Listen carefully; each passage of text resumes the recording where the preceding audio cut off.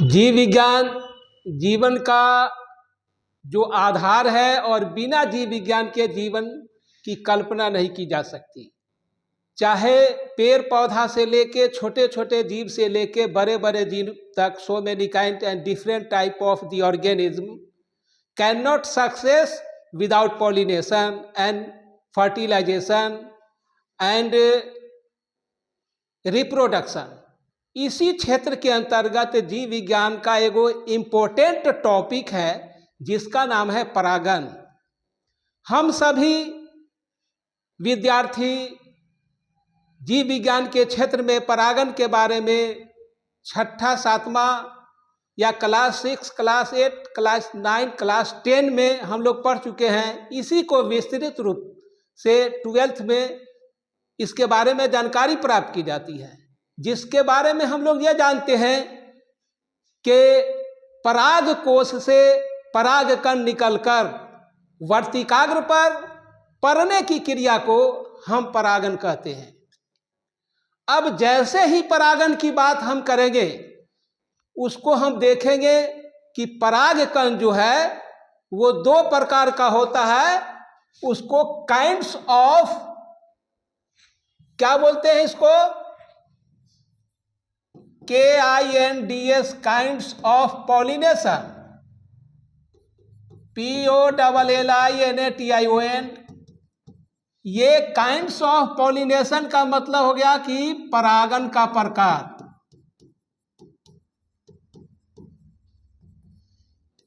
सभी लोग हम लोग जानते हैं, चूंकि क्लास 6, 8, 9 में भी पढ़ चुके हैं कि ये 2 प्रकार का होता है परागण। एक को कहते हैं स्वपरागण, स्वपरागण, और दूसरे को कहते हैं परपरागण। इसको अंग्रेजी में कहते हैं सेल्फ पॉलिनेशन और दूसरे को कहते हैं क्रॉस पॉलिनेशन। दूसरे को बोलते हैं क्रॉस पॉलिनेशन। स्वपरागण का क्या अर्थ होता है? स्वपरागण कहने का मतलब यह है कि जिस पौधा के पराग कोश से पराग कण निकलता है और उसी के वर्तिकाग्र पर पड़ने को स्वपरागण कहते हैं। जो दैनिक जीवन में विभिन्न प्रकार के different type of the plants, विभिन्न प्रकार के पौधे में इस तरह की स्थिति देखने को मिलती है कि जिस पौधा के पराग कोश से पराग कण निकलेगा उसी पुष्प के वर्तिकाग्र पर पड़ेगा। ऐसी इस प्रकार की क्रिया दूसरे जंतुओं में नहीं होती है, लेकिन प्लांट में लगभग इस प्रकार की क्रिया होती है। अब दूसरा हम देखते हैं कि परपरागण। हम लोग अभी वर्तमान में ये महीना जो चल रहा है लास्ट फरवरी का कर रहा है, मैट्रिक और इंटर का एग्जाम हुआ है, जिसको हिंदी में परीक्षा कहते हैं, जिसका मतलब होता है शाब्दिक पर जोरीक्षा। तो ये पर का अर्थ होता है अपने इच्छा अनुसार नहीं, दूसरे के इच्छा अनुसार।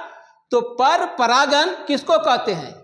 तो जिस पौधा के पराग कोश से पराग कण निकलकर उसी पौधा या उसी पुष्प के वर्तिकाग्र पर नहीं गिरेगा, बल्कि उसी पौधा के दूसरे पुष्प या किसी अन्य पौधा के पुष्प के वर्तिकाग्र पर गिरेगा, तो उसको परपरागण कहते हैं।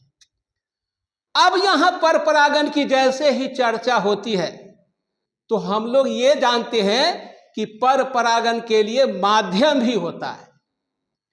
और ये माध्यम कौन कौन होता है परपरागण के लिए? तो परपरागण के लिए जो माध्यम होता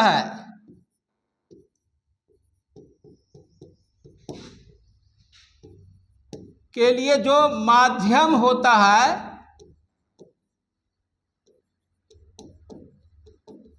वो है जंतु, और दूसरा में जो होता है कीट होता है, और तीसरा में जो होता है जंतु, कीट, वायु, पक्षी, ये सारे प्रकार के माध्यम होते हैं। और इसके अतिरिक्त होता है जल। क्या होता है इसके अतिरिक्त? जल होता है।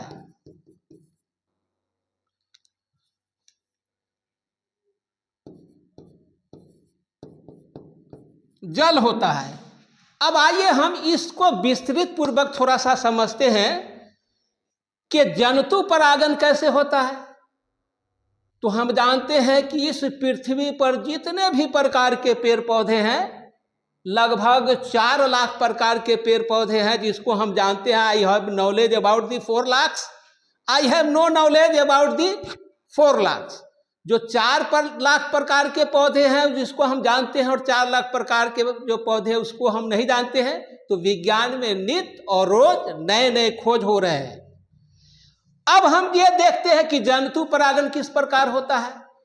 तो मवेशी जो चरने वाला है, चाहे वो बकरी हो, चाहे गाय हो, चाहे भैंस हो, चाहे दूसरे अन्य प्रकार के जो जंगली जंतु है, या मैदानों में या खेतों में या झाड़ी में जो छिप कर रहते हैं, जैसे आप जानते हैं कि खरगोश वगैरह होता है, गीदड़ वगैरह होता है, या सब दूसरे प्रकार के जंतु होते हैं। तो जब किसी भी पौधा के पराग कोश से परागकण निकलता है, तो जब परिपक्वता की स्थिति में आती है, तो उससे पराग कोश से परागकण निकलकर जो बिल्कुल जमीन के लेयर में पौधा होता है, वो उसके खुर में सट जाता है।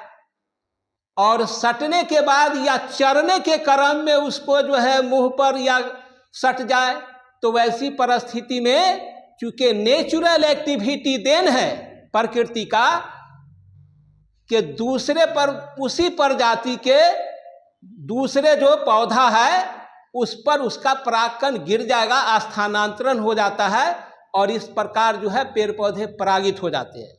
ये बिल्कुल आसान है। अब हम कीट परागन को क्या कहते हैं? एंटोमोफिली कहते हैं। कीट परागन को क्या कहते हैं? एंटोमोफिली कहते हैं। तो कीट परागन कैसे होता है? बृहत मात्रा में कीट परागन होता है। भृंग है, मधुमक्खी है, मक्खी है, मच्छर है, या different type of the flies है। इसमें परागन कैसे परागन की क्रिया होती है?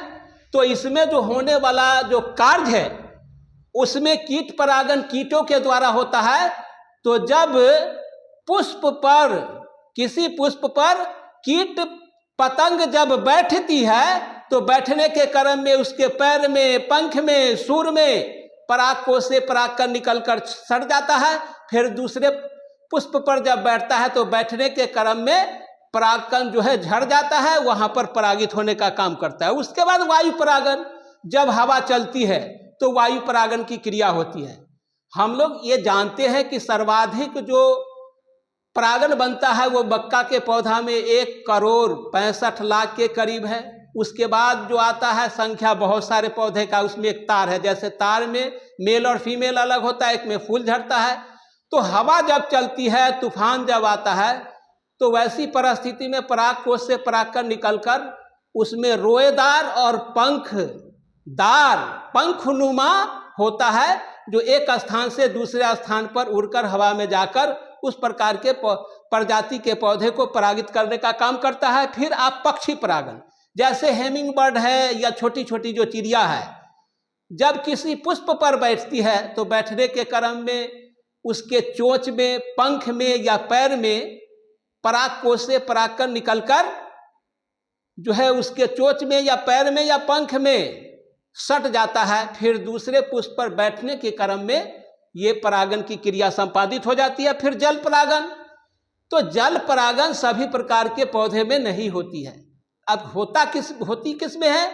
तो सबसे पहले आपने सुना होगा कि वेलिस नेरिया और हाइड्रिला का ऐसा पौधा है जिसमें जल परागन होने का कार्य करता है। सिंघारा पौधा है। ऐसे हम लोग जब बच्चे को पढ़ाते हैं तो कहते हैं कि एक सिंघारा जल में और एक सिंघारा पानी में। तो सिंघारा एक पौधा भी होता है और सिंघारा बाजार मार्केट में खाने वाला भी होता है।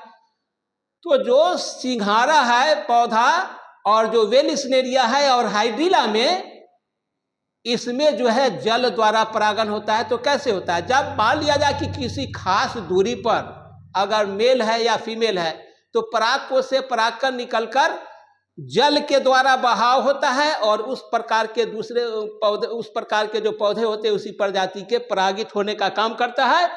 तो ये सारी प्रक्रियाएं होती रहती है और बिना परागण के ये जो है पेड़ पौधे अपने क्रियाकलाप को संपादित नहीं कर सकता है। और इस तरह के परिस्थिति को परागण को समझना है और बहुत ही अच्छे ढंग और आसानी से, थोड़ा सा आप इस चैनल को देखिएगा, वीडियो को देखिएगा, आपको बिल्कुल समझ में आएगी। 2 4 बार 5 बार देखना है। पढ़ने के लिए क्या है, सोसाइटी अभी जो है at the present of this time society gone to wrong direction और student is the attraction of feeling one but not a society to maintain, not a life is simple. तो सिंपल जीवन व्यतीत करना चाहिए। जो महान आदमी होता है, जिसकी महानता होती है, वो आपको न कपड़ा पहनने पर ध्यान देगा, न माने वो सुंदरता को लाने में ध्यान देगा, न आभूषण पर। अच्छी लगन और कर्मठता से मेहनत करने के बाद किसी भी विद्यार्थी का जीवन खुशमय होगा। और मैं यही इस चैप्टर को एंड करता हूं और अगले दिन नेक्स्ट चैप्टर को मैं बताऊंगा। कई मिनट के हो नहीं।